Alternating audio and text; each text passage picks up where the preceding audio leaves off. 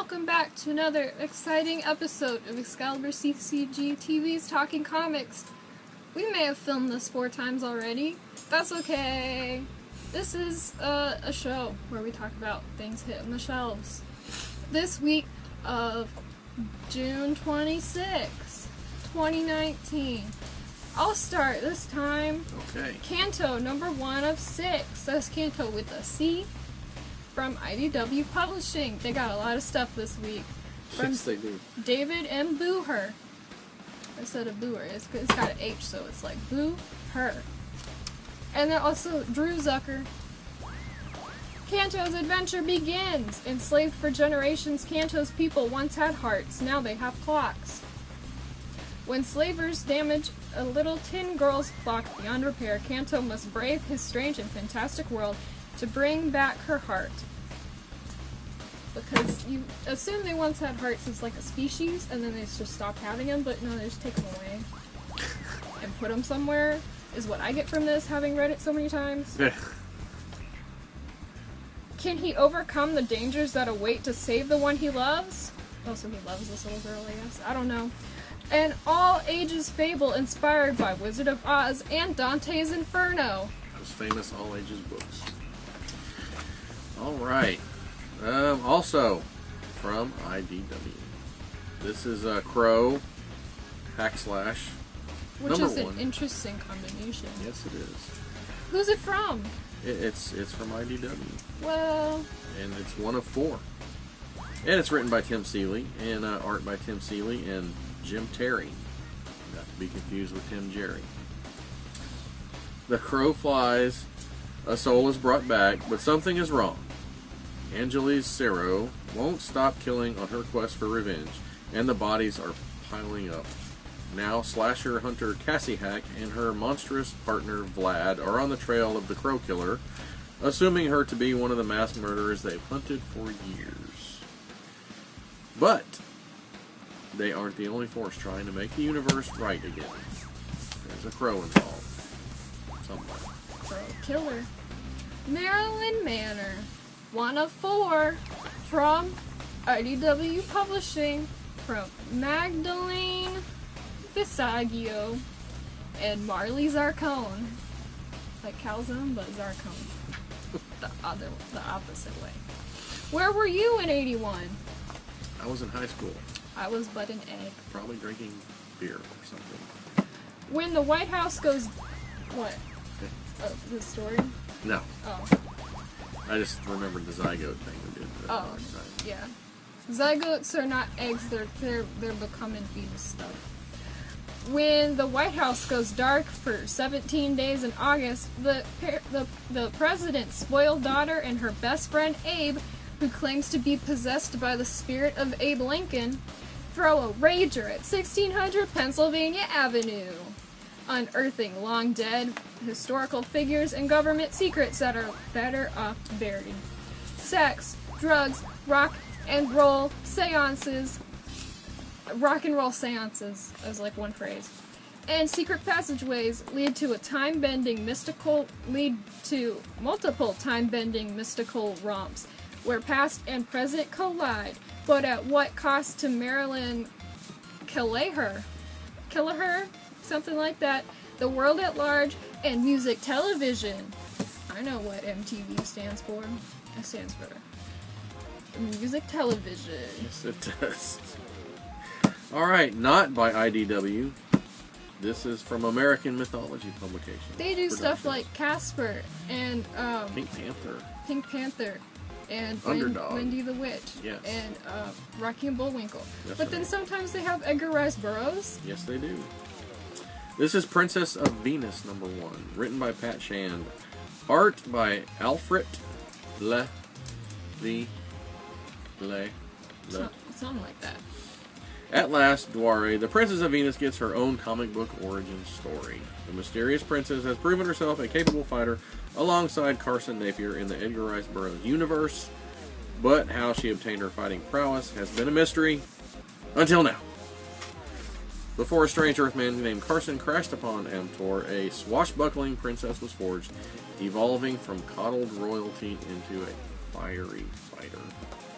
Not a firefighter. A fiery fighter. There you go. Okay, Spider-Man Reptilian Rage from Marvel, not IDW, which there's just one more IDW, but it's coming up. Don't worry. It's a little bit wild. Don't worry. Ralph Macchio and Christopher Allen. Peter Parker's got a real shot, a chance for a spot in a competitive Empire State University program as a high school student. A high school student in a college program? What? He must be really smart. Nothing's gonna keep him from his goal, ... unless the old Parker luck strikes again. And it always does. And a crime boss's interference with an experiment of Dr. Kurt Connors threatens to do just that, as an unexpected run-in heralds the return of the deadly lizard. But if Spider-Man is going to save the day, does that mean Peter Parker will have to sacrifice his future as a high school student in a college course? A tale of great power and the cost of responsibility in the mighty Marvel manner. Yay. Don't make me laugh, Riggs. Alright, here we go. Another Marvel joint. Star Wars, AOR. Age of Rebellion. Darth Vader, #1. Written by Greg Pak and art by Ramon Bachs. That's B-A-C-H-S, not B-O-X. Darth Vader may be the most feared man in the galaxy, but to the proud Grand Moffs of the Empire, he's just the Emperor's apprentice. Below them... Apprentice to the Emperor. Yes. Below them in the hierarchy. Yeah. Hierarchy. He's, but what fury burns in the heart of a Sith with such overwhelming rage when a mere Moff dares command him. And at what point does Darth Vader show them his true power? So, he starts out all caps, and then he ends up not all caps. What does? Darth Vader. Well, yeah, they only capitalize it the first time they say it. Oh, okay. I've noticed that. Because I guess I noticed things better. I guess you did. Steel Cage, #1 from Ahoy. They make good stuff. Yes, they do. Mark Wade and very prolific over at Ahoy. And Elena Suvani and Peter Gross, and also a lot more people that I'm going to say now. 3 dazzling short pilot stories from Ahoy's finest. And you get to vote on which series continues, which kind of sucks if you like the story that no one else likes. But they might get back to it later and they're just going to print this one first. Maybe. Or they're going to be like a little side story in the back, because they always have little stories at the back of something else. Always. In Noah Zark, Z-A-R-K, by Mark Wade and Lana Suvani, an alien boy is kidnapped into an interplanetary zoo and becomes protector of the animals. In True Identity, by Tom Payer and Alan Robinson, we learn what secret anguish drives the most beloved superhero on Earth. Okay. And Stuart Moore, with the E at the end and 2 O's, and Peter Gross's Bright Boy tells the grim tale of the world's smartest human and the havoc he leaves in his wake. Alrighty. There we go with the last IDW. This is another crossover. Transformers Ghostbusters. #1 of 5. But they're not ghostesses. They're aliens. They're yes, they are. They're alien robots. Written by Eric Burnham and Dan Schoening. Okay, Schoening. Yes. Something like that. With the art. Ghosts of Cybertron Part 1. After years of Civil War. Well, Starscream was a ghost for a while when he got killed. I guess when they get killed, they can become a ghost. Can they possess, like, just regular cars? I don't know. Maybe. I don't know. It's a mystery. Maybe we'll find out in this miniseries if they can possess regular cars. After years of civil war, the Autobots fled Cybertron, leaving their home planet in the evil clutches of Megatron and his Decepticons. Years later, and millions of miles away, the Autobots pick up a Cybertronian distress signal from a mysterious planet called Earth. Making them aliens. Yes. The ghostly signal shouldn't exist, and it'll bring Optimus Prime and his team, including brand new Autobot Ectotron. Yes, Ectotron. Face to face with the Ghostbusters, crossing streams after 35 years. Do you think it's going to be done realistically or with the cartoons? I don't know. Because when they had Transformers Star Trek, they did the cartoons. Yes, they did. I don't know if it's like the cartoon Ghostbusters or the people Ghostbusters. And then which Ghostbusters? Probably the boys. I'm sure it's the original since it's a kind of a throwback. After 35 years. Yeah. Weatherman, Volume 2, Number 1 for mature readers, because you can't just pick up the numbering. Who does that anymore? That's so 20 years ago. 1999. That's 20 years ago. Exactly. It is. And I don't know how I did that. From Image, which I already said, Jodie LaHoop and Nathan Fox. Nathan Bright has no memory of his alleged role in the terrorist attack that killed 18 billion people. My goodness. That's quite a memory slip. It An is. amnesia, if you will. But that isn't stopping him from trying to atone for the actions of his past self. Haunted by literally everyone in the galaxy, maybe even including a ghost of Cybertron, Nathan's quest for redemption takes him to the scene of the crime, where he discovers that Earth's not lifeless at all.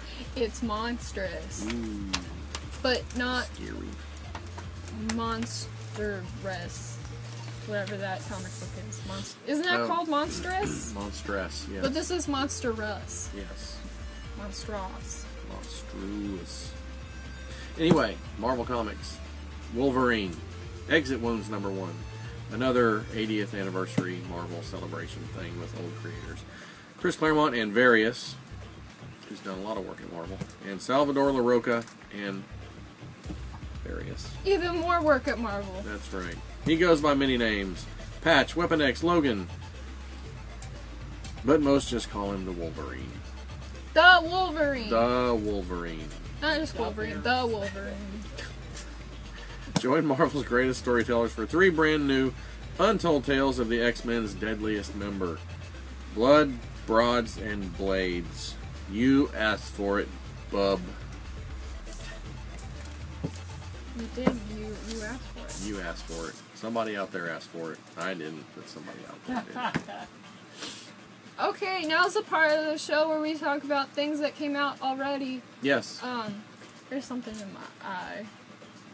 Okay, Besides well, your whatever. Yeah, besides my eyeball. And your finger. Yeah. From Black Mass, this came out last week. Lab Raider. Free the animals, burn the system. That's right. So you get to learn about the personal lives of these extremist animal liberators. You know, they break into labs and free animals. But what if this one that they broke into was like a secret testing lab with cats that had bird bodies and robot leg, singular, or dogs and monkeys put together, similar to the other popular children's book Dogman. Yes. But he's a cop. If you want to learn about him, we got those books. Yes, here. we do. It's made by the guy who made Captain Underpants. Yes. Good job. Check them out. They're from Scholastic, so you know they're kid friendly. And also adult friendly, because it's the Underpants guy. Captain Underpants, that's a good book. Hey, what'd you read this a long time ago? A long time ago, in a galaxy far, far away. Oh my gosh, this is heavy. Okay, this is an omnibus. This is like X-Men Age of Apocalypse. The whole thing in one book. Just not the ones that have come out in the past few months. No, this is the original. The OG from the 90s. The one that knocked everybody on their ears. And it's in chronological order. That's right. It's got all the miniseries. It's got the main series. It's got the Alpha and Omega. It's got the X-Man and the Factor X and the X. What's that one? Ombre. Excalibur. Oh. Generation and Next. Gambit and Extremis and Generation Next and Cable. Weapon X and all that stuff. All that X. Age of Apocalypse, obviously. Yes. All that is in here. And for the low, low price of $125. Riggs. I know, I had to say, oh, again. He made a big sigh. He did. Because he wants it really bad, and he's working hard to make the money to buy it. To my advantage, Anyway, yes. Beautiful, big volume. It's not a lap book. I suggest putting this on the table and reading it that way, because it's very heavy. But it's awesome. All in one. Come buy it. Buy two. One to keep in the plastic. And sell on eBay later when it goes out of print for $1 million. You could probably do that, Riggs. What are you doing? Where? I find your lack of enthusiasm disturbing. Please force choke me. Please. And as far as those Transformers, whether they're aliens or ghosts, I don't know. I saw one eat a lawn chair once. Do Transformers eat food? I doubt it. Do they like fuel up gasoline or? Energon. Energon is what they eat. Energon? They eat Johns? Energon. Yes. Are those people? No, it's little things of energy that they eat. Like if I remember that right. It's like little lit up cubes of stuff of energy. So hey, we have 2 locations. Excalibur does. One's in Shreveport. Yes. That's where we are. And one's in Texarkana. That's where we aren't. We also have a website and 2 phone numbers and 2 Facebooks and 1 Twitter. Check him out. And 1 Riggs. 1 Riggs. He's at the Shreveport one. Come and meet him. No. He's not here every day. Not here every day. And not the whole day when he is here. He's very elusive. Yes, he is. Like a wild skunk. Like what? A wild skunk. A wild skunk? Those are not too elusive, as my dog keeps finding out. But very smelling. Yes. Good. Very Especially smelly. You should... We also have this YouTube channel, Yes. if you didn't know. And you should Now you like know. and share and subscribe And hit... Is there a dog? and comment. I heard something weird. And, hit that bell for a notification every time we post a new video. Yes. Oh. It's a tiger. Okay. It's not a dog, it's a tiger? It's a tiger. Oh my god. So we better go check that out. What do you think the tiger's doing? Oh. Tell us in the comments. Bye!